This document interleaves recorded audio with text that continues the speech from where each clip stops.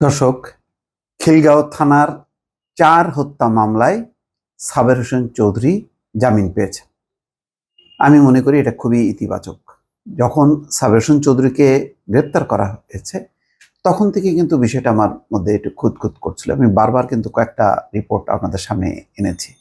আমি বলেছি যে সাবের হোসেন চৌধুরীর যদি অপরাধ হয়ে থাকে সেটা একটা নৈতিক অপরাধ। সেই নৈতিক অপরাধে অনেকে যুক্ত। কিন্তু এই মুহূর্তে প্রায়োরিটিটা কি? এই মুহূর্তে প্রায়োরিটিটা হচ্ছে যারা সরাসরি হত্যা, গুম, খুন এবং দুর্নীতির সাথে যুক্ত। তো সাবের হোসেন চৌধুরী তো গত ১৫ বছর তো সাইড লাইনের মানুষ। তার আগে ছিলেন তিনি একসময় শুরুতে শেখ হাসিনার রাজনৈতিক সচিব ছিলেন।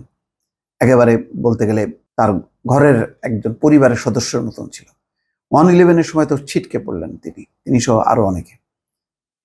আসুজ্জামান নূরও ছিল, সেই আমির হোসেন আমু, সুরঞ্জিত সেনগুপ্ত, তোফায়েল আহমেদ, অনেকের ভাগ্য বিপর্যয় হয়েছে। যাক, সিনিয়র নেতাদের কথা বাদ দিলাম, কিন্তু সাবের হোসেন চৌধুরীর একদম বিচ্ছিন্ন হয়ে যাওয়াটা চোখের সামনে ধরা পড়ে। কেন খুব একদম বলতে গেলে সবসময় সাথে সাথে থাকতেন। চমৎকার মানুষ, একদম পরিশীলিত মানুষ, ভালো ইংরেজি জানেন, পশ্চিমা শিক্ষায় শিক্ষিত।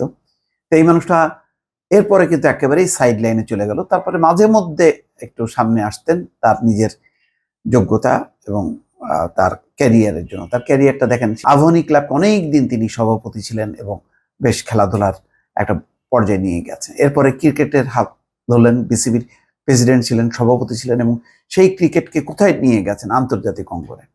এই মানুষটা এইবারই দ্বাদশ জাতীয় সংসদ নির্বাচনের পর তারপর তিনি মন্ত্রী হলেন, এমপি হলেন। তার আগেও এমপি হয়েছেন, কিন্তু ওই অর্থে যে একেবারে অন্যদের মধ্যে মারমার কাটকাট, এই জমি দখল, এ দখল, একে অত্যাচার করা, এ করা, হাজী সেলিম এমপি, সাবের হোসেন চৌধুরী এমপি, মিলবে না। আরো অনেকের নামটাই আমি আনতে পারতাম, আপনারা সব এক এক করে নাম আনেন। সেখানে সাবের হোসেন চৌধুরী কিন্তু সাথে পাচে নেই। এই মানুষটা এখন অ্যারেস্ট করা হলো আদালতে। একটা অদ্ভুত আচরণ দেখলাম। একদল লোক তার উপরে ঝাঁপায় পড়তেছে, ডিম মারতেছে, তারপরে আক্রমণ করার চেষ্টা করতেছে। ওই মাপের তো না।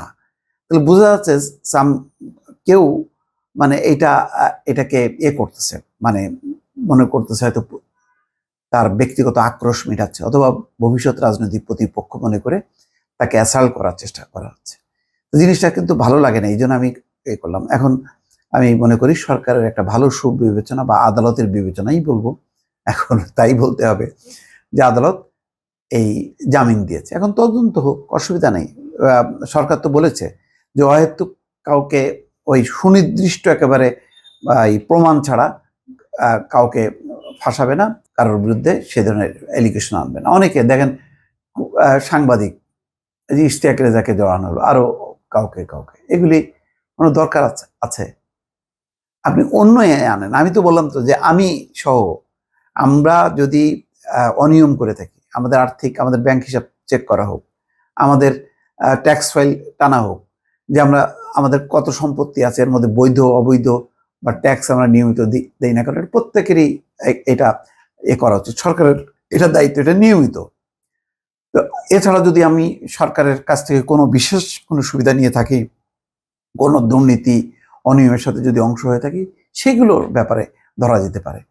কিন্তু এইভাবে আমি ভিন্ন মতের কারণে আমি জড়াই দিলাম, অথবা শুধুমাত্র শেখ হাসিনার দল করে, আওয়ামী লীগ করে, যার বিরুদ্ধে ওই ধরনের কোনো নাই, মানে এলিগেশন নাই, এটা ঠিক হবে না। তাহলে এইটা শেষ করা যাবে না, এই অভিযান, এই জিনিস শেষ করা যাবে না।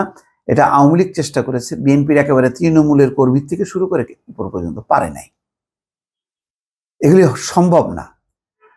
আওয়ামী লীগও যেমন শেষ করতে পারেনি বিএনপি জামাতকে, তেমনি এখনকার প্রশাসনও এইভাবে শেষ করতে পারবে না। তাকে আমি বলছি যে এ বি সি ক্যাটাগরি করতে, এতে রাখতে হবে সবচেয়ে দুর্ধর্ষ যেগুলি সেইগুলি, তারপরে বি আসেন, এ বির মধ্যে থাকেন, তারপরে সি এ, এগুলিকে সাধারণ ক্ষমা করে দেন, তারা তাদের মত প্রকাশ করুক, রাজনীতি করুক, এটা দেখার দরকার নেই। কারণ রাজনৈতিকভাবে কাউকে কোনো মত পথকে নিঃশেষ করা যায় না। দর্শক দেখেন, আমার এই বক্তব্য হয়তো অনেকের ভালো নাও লাগতে পারে, দেন মতামত দেন, অসুবিধা নেই। আমার এই মতামতের বিপক্ষেও আপনি বলতে পারেন, কোনো সমস্যা নেই, আমিও কথা বলবো। আপনার যুক্তি যদি আমার কাছে মনোপুত হয় আমি একমত হব, নতুবা দ্বিমত করতে থাকবো, আপনিও করতে থাকেন। এটাই তো গণতন্ত্র। গণতন্ত্রের চর্চা তো এইভাবেই হয়, আর এইভাবেই একটা সমাজ গণতান্ত্রিক রাষ্ট্র বিকশিত হয়। ভালো থাকবেন। আল্লাহ হাফেজ।